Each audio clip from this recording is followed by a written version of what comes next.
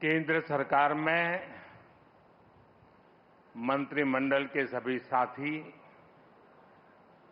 उपस्थित माननीय सांसदगण, सरकार के सभी कर्मचारी, अन्य महानुभाव, देवी और सज्जनों, क्रांति का महीना अगस्त और 15 अगस्त से पहले ये ऐतिहासिक अवसर हम एक के बाद एक आधुनिक भारत के निर्माण से जुड़ी उपलब्धियों के साक्षी बन रहे हैं। यहां राजधानी दिल्ली में ही कर्तव्य पथ, देश का नया संसद भवन, नया रक्षा भवन, भारत मंडपम, यशोभूमि, शहीदों को समर्पित national war memorial, Netaji Subhash Babu की प्रतिमा और अब ये कर्तव्य भवन,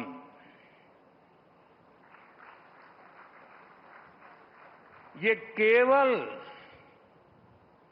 कुछ नए भवन और सामान्य इंफ्रास्ट्रक्चर नहीं है। अमृत काल में इन्हीं भवनों में विकसित भारत की नीतियां बनेगी, विकसित भारत के लिए महत्वपूर्ण निर्णय होंगे। आने वाले दशकों में यहीं से राष्ट्र की दिशा तय होगी। मैं आप सभी को और सभी देशवासियों को कर्तव्य भवन की बहुत बहुत बधाई देता हूं। मैं इसके निर्माण से जुड़े सभी इंजीनियर्स और सभी श्रमिक साथियों का भी आज इस मंच से धन्यवाद करता हूं।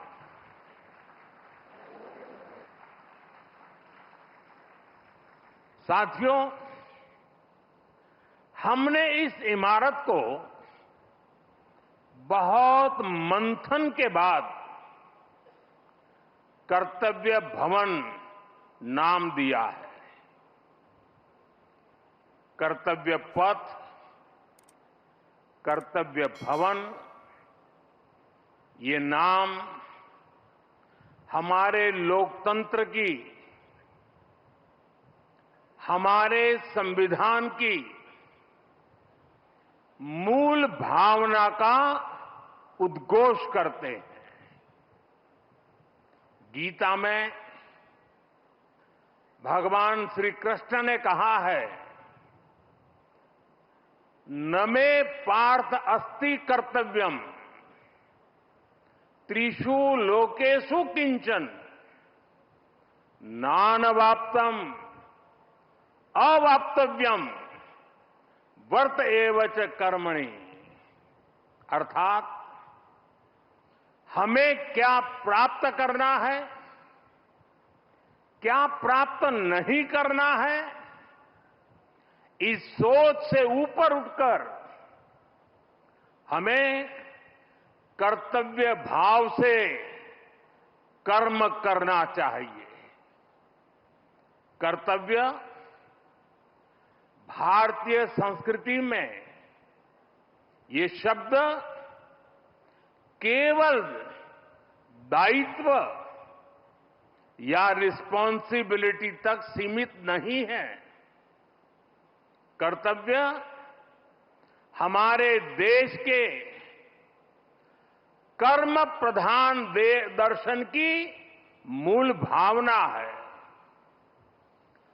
स्व की सीमा से परे सर्वस्व को स्वीकार करने की विराट दृष्टि, यही कर्तव्य की वास्तविक परिभाषा है। और इसलिए कर्तव्य ये सिर्फ इमारत का नाम भर नहीं है, ये करोड़ों देशवासियों के सपनों को साकार करने की तपोभूमि है।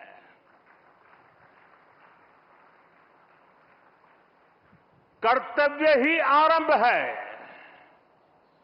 कर्तव्य ही प्रारब्ध है। करुणा और कर्मठता के स्नेह सूत्र में बंधा कर्म, वही तो है कर्तव्य। सपनों का साथ है कर्तव्य, संकल्पों की आस है कर्तव्य, परिश्रम की पराकाष्ठा है कर्तव्य, हर जीवन में ज्योत जला दे वो इच्छा शक्ति है कर्तव्य। करोड़ों देशवासियों के अधिकारों की रक्षा का आधार है कर्तव्य। मां भारती की प्राण ऊर्जा का ध्वजवाहक है कर्तव्य।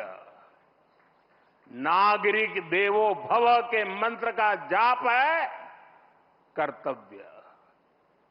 राष्ट्र के प्रति भक्ति भाव से किया हर कार्य है कर्तव्य। साथियों, आजादी के बाद दशकों तक देश की एडमिनिस्ट्रेटिव मशीनरी उन बिल्डिंगों से चलाई जाती रही है जो ब्रिटिश शासनकाल में बनी थी। आप भी जानते हैं, दशकों पहले बने इन प्रशासनिक भवनों में वर्किंग कंडीशन कितनी खराब थी, और अभी वीडियो में कुछ झलक भी देखी हमने। यहां काम करने वालों के लिए न पर्याप्त स्पेस है, न रोशनी है, न जरूरी वेंटिलेशन है। आप कल्पना कर सकते हैं, होम मिनिस्ट्री जैसी महत्वपूर्ण मिनिस्ट्री करीब 100 साल से एक ही बिल्डिंग में अपर्याप्त साधनों के साथ चल रही थी। इतना ही नहीं, भारत सरकार के अलग अलग मंत्रालय दिल्ली के 50 अलग अलग जगहों से चल रहे हैं। इनमें से बहुत सारे मंत्रालय तो किराए की बिल्डिंग में है। इनके किराए पर जितने रुपए खर्च हो रहे थे, वो अपने आप में बहुत बड़ा आंकड़ा है। और वैसे पूरा हिसाब लगाएं तो बहुत बड़ा है, लेकिन अगर मोटा मोटा हिसाब लगाएं तो 1,500 करोड़ रुपया प्रति वर्ष इसमें जाता है। इतनी बड़ी राशि भारत सरकार अलग अलग मंत्रालयों के सिर्फ किराए पर खर्च कर रही है। इसके अलावा एक और दिक्कत, काम की वजह से स्वाभाविक है कि कर्मचारियों का यहां से वहां आना जाना भी होता है। अनुमान है कि हर रोज 8 से 10,000 कर्मचारियों को एक मंत्रालय से दूसरे मंत्रालय में आना जाना पड़ता है।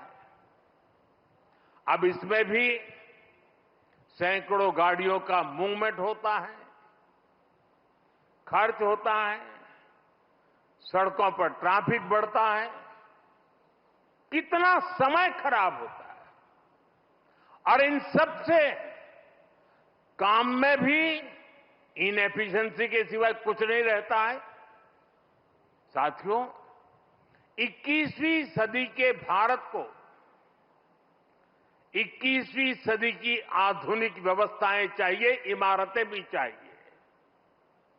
ऐसी इमारतें जो टेक्नोलॉजी, सुरक्षा और सुविधा के लिहाज से बेहतरीन हो, जहां कर्मचारी सहज हो, फैसले तेज हो और सेवाएं सुगम हो। इसलिए कर्तव्य पथ के आसपास एक होलिस्टिक विजन के साथ कर्तव्य भवन जैसी विशाल इमारतों का निर्माण किया जा रहा है। ये तो पहला कर्तव्य भवन पूरा हुआ है। अभी कई कर्तव्य भवनों का निर्माण तेजी से चल रहा है।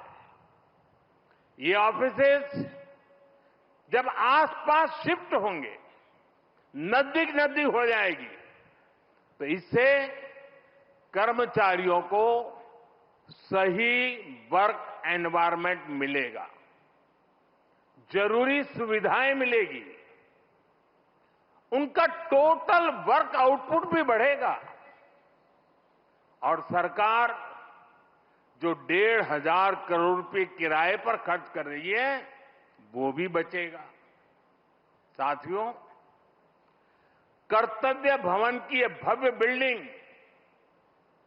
ये सभी प्रोजेक्ट्स, नए डिफेंस कॉम्प्लेक्स, देश के तमाम बड़े इंफ्रास्ट्रक्चर प्रोजेक्ट्स, ये देश को पेश का सबूत तो है ही, ये भारत के वैश्विक विजन का प्रतिबिंब भी है। हम दुनिया को जो विजन दे रहे हैं, भारत खुद उन्हें किस तरह अंगीकार कर रहा है, ये हमारे इंफ्रास्ट्रक्चर डेवलपमेंट में दिखाई दे रहा है। हमने दुनिया को मिशन लाइफ दिया, हमने वन अर्थ, वन सन, वन ग्रिड का आइडिया विश्व के सामने रखा। ये वो विजन है जिनसे मानवता के भविष्य की उम्मीद जुड़ी है। आज आप देख सकते हैं, कर्तव्य भवन जैसे हमारे आधुनिक इंफ्रास्ट्रक्चर, ये ऐसे इंफ्रास्ट्रक्चर हैं जिनकी आत्मा प्रो पीपल है और इनका स्ट्रक्चर प्रो प्लेनेट है। कर्तव्य भवन में भी रूफटॉप पर सोलर पैनल्स लगाए गए हैं। वेस्ट मैनेजमेंट के लिए एडवांस सिस्टम को इसमें इंटीग्रेट किया गया है। ग्रीन बिल्डिंग्स का विजन अब भारत में विस्तार ले रहा है। साथियों, हमारी सरकार एक होलिस्टिक विजन के साथ भारत के नवनिर्माण में जुटी है। देश का कोई भी हिस्सा आज विकास की धारा से अछूता नहीं है। अगर दिल्ली में संसद की नई इमारत बनी है तो देश में 30,000 से ज्यादा पंचायत भवन भी बने हैं। आज यहां एक और कर्तव्य भवन जैसी बिल्डिंग बन रही है तो साथ ही गरीबों के लिए 4 करोड़ से ज्यादा पक्के घर भी बनाए गए हैं। यहां नेशनल वॉर मेमोरियल बना है, पुलिस मेमोरियल बना है, तो देश में 300 से ज्यादा नए मेडिकल कॉलेज भी बनाए गए। यहां भारत मंडपम बना है तो देश में 1300 से ज्यादा नए अमृत भारत रेलवे स्टेशन भी बनाए जा रहे हैं। यहां बने यशोभूमि की भव्यता पिछले 11 साल में बने करीब 90 नए एयरपोर्ट में भी नजर आती है। साथियों, महात्मा गांधी कहते थे, अधिकार और कर्तव्य एक दूसरे से जुड़े हुए हैं। कर्तव्य के पालन से ही हमारे अधिकारों को बल मिलता है। हम नागरिक से कर्तव्य की अपेक्षा रखते हैं, लेकिन सरकार के तौर पर हमारे लिए भी कर्तव्य सर्वोपरि है। और जब कोई सरकार अपने कर्तव्यों को गंभीरता से पूरा करती है तो वो गवर्नेंस में भी नजर आता है। आप सभी जानते हैं, पिछला एक दशक देश में गुड गवर्नेंस का दशक रहा है। गुड गवर्नेंस और विकास की धारा रिफॉर्म्स की गंगोत्री से ही निकलती है। रिफॉर्म्स एक कंसिस्टेंट और टाइम बाउंड प्रोसेस है। इसलिए देश ने लगातार बड़े रिफॉर्म्स किए हैं। हमारे रिफॉर्म्स कंसिस्टेंट भी हैं, डायनेमिक भी हैं और दूरदर्शी भी है।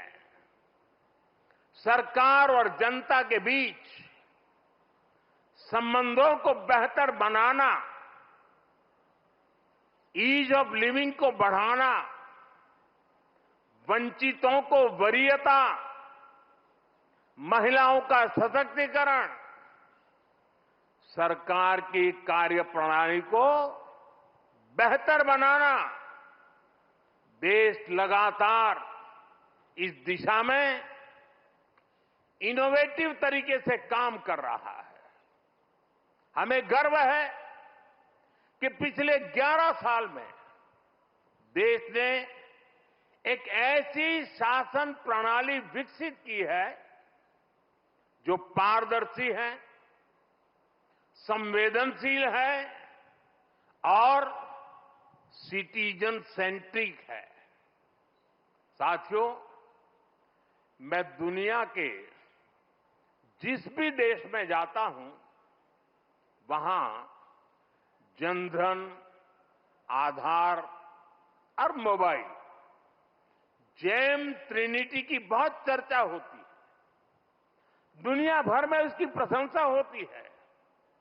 इसने भारत में सरकारी योजनाओं की डिलीवरी को ट्रांसपेरेंट और लीकेज फ्री बना दिया है। आज कोई भी ये जानकर हैरान रह जाता है कि देश में राशन कार्ड हो, गैस सब्सिडी पाने वाले हो, स्कॉलरशिप हो, ऐसी अलग अलग योजनाओं के करीब 10 करोड़ लाभार्थी ऐसे थे। ये आंकड़ा सुनकर के चौंक जाओगे। 10 करोड़ लाभार्थी ऐसे थे जिनका कभी जन्म ही नहीं हुआ था। इनके नाम पर पहले की सरकारें पैसे भेज रही थी और वो पैसा इन फर्जी लाभार्थियों के नाम पर बिचौलियों के खाते में जा रहा था। इस सरकार में इन सभी 10 करोड़ फर्जी नामों को हटा दिया गया है और अभी ताजा आंकड़ा है कि इससे देश के 4,30,000 करोड़ रुपए से ज्यादा, 4,30,000 करोड़ रुपए से ज्यादा ये पैसे गलत हाथों में जाने से बचे हैं। आप कल्पना करिए, 4,30,000 करोड़ रुपए की चोरी। अब ये पैसा देश के विकास में काम आ रहा है। मतलब लाभार्थी भी खुश हैं और देश का संसाधन भी बचा है। साथियों, सिर्फ करप्शन और लीकेज ही नहीं, अनावश्यक नियम कायदे भी नागरिकों को परेशान करते हैं। इनसे सरकार की डिसीजन मेकिंग प्रोसेस स्लो होती थी। इसलिए हमने 1500 से ज्यादा पुराने कानून समाप्त कर दिए। कई कानून तो अंग्रेजों के जमाने के थे, जो इतने दशकों बाद भी रोड़ा बने हुए थे। हमारे यहां कानूनों के कंप्लायंस का भी बहुत बड़ा बर्डन रहा है। कोई भी काम शुरू करना हो तो दर्जनों कागज देने पड़ते थे। पिछले 11 साल में 40,000 से अधिक कंप्लायंसेस को खत्म कर दिया गया है। और ये काम अभी पूरा नहीं हुआ है, अभी भी लगातार जारी है। साथियों, यहां भारत सरकार के वरिष्ठ सचिव भी मौजूद है। आप इस बात से परिचित है कि पहले कितने विभागों और मंत्रालयों में किस तरह जिम्मेदारियों और अधिकारों की ओवरलैपिंग होती थी। इससे डिसीजंस अटक जाते थे, काम अटक जाता था। हमने अलग अलग विभागों को जोड़कर डुप्लीकेशन खत्म किया। कुछ मंत्रालय को मर्ज किया गया। जहां जरूरत थी वहां नए मंत्रालय भी बनाए गए। वाटर सिक्योरिटी सुरक्षित करने के लिए जल शक्ति मंत्रालय बना। सहकारिता आंदोलन को सशक्त करने के लिए सहकारिता मंत्रालय बना। पहली बार फिशरीज का अलग मंत्रालय बनाया गया। हमारे नौजवानों के लिए स्किल डेवलपमेंट मिनिस्ट्री बनी। इन फैसलों से आज सरकार की एफिशिएंसी भी बढ़ी है, डिलीवरी भी तेज हुई है। साथियों, हम सरकार के वर्क कल्चर को भी अपग्रेड करने के लिए काम कर रहे हैं। मिशन कर्मयोगी, iGOT जैसे डिजिटल प्लेटफॉर्म हमारे गवर्नमेंट एम्प्लॉइज को इनके जरिए आज टेक्निकली एम्पावर किया जा रहा है। E office, file tracking, digital approval, एक ऐसी व्यवस्था बन रही है जो फास्ट भी है और ट्रेसेबल भी है। साथियों, जब हम किसी नए घर में जाते हैं तो हमारे भीतर एक नया उत्साह होता है। हमारी ऊर्जा पहले से कई गुना ज्यादा हो जाती है। अब आप उसी जोश के साथ इस नए भवन में अपने दायित्वों को आगे बढ़ाएंगे। आप जिस किसी भी पद पर हैं, आप अपने कार्यकाल को यादगार बनाने के लिए काम करिएगा। जब आप यहां से जाएं तो ये लगना चाहिए कि आपने देश सेवा में अपना 100% योगदान दिया है। साथियों, हमें फाइलों को लेकर अपने नजरिए को भी बदलने की जरूरत है। एक फाइल, एक शिकायत, एक आवेदन, ये देखने में बस एक रोजमर्रा का काम लग सकता है, लेकिन किसी के लिए वही एक कागज उनकी उम्मीद हो सकता है। एक फाइल से कितने ही लोगों का पूरा जीवन जुड़ा हो सकता है। अब जैसे कोई फाइल जो 1 लाख लोगों से जुड़ी है, अगर आपकी टेबल पर वो एक दिन भी डिले होती है तो उससे 1 लाख मानव दिवसों का नुकसान होता है। जब आप इस नजरिए से अपने काम को देखेंगे तो आपको भी लगेगा किसी भी सुविधा या सोच से ऊपर ये सेवा का कितना बड़ा अवसर है। आप अगर कोई नया आइडिया जनरेट करते हैं तो हो सकता है आप एक बड़े बदलाव की नींव रख रहे हो। कर्तव्य की इसी भावना के साथ हम सबको हमेशा राष्ट्र निर्माण में जुटे रहना है। हम सबको ये हमेशा याद रखना है, कर्तव्य की कोख में ही पलते हैं विकसित भारत के सपने। साथियों, वैसे आज ये आलोचना का अवसर नहीं है, लेकिन ये अवसर आत्ममंथन का जरूर है। कितने ही देश जो हमारे साथ साथ आजाद हुए थे, वो इतनी तेजी से आगे बढ़ गए, लेकिन भारत तब उस गति से आगे नहीं बढ़ पाया।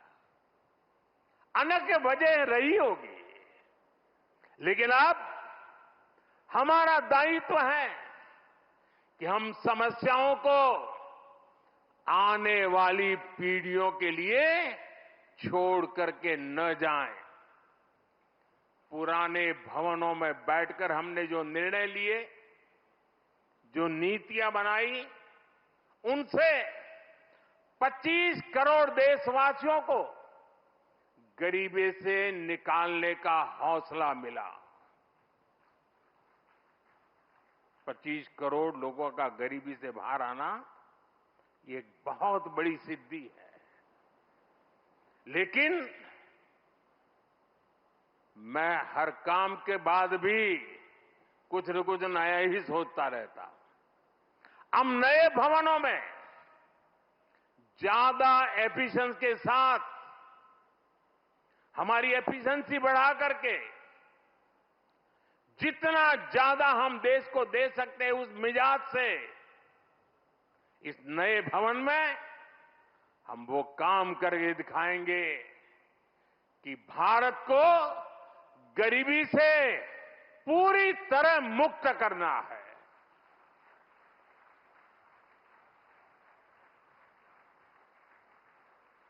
इन्हीं भवनों से विकसित भारत का सपना साकार होगा।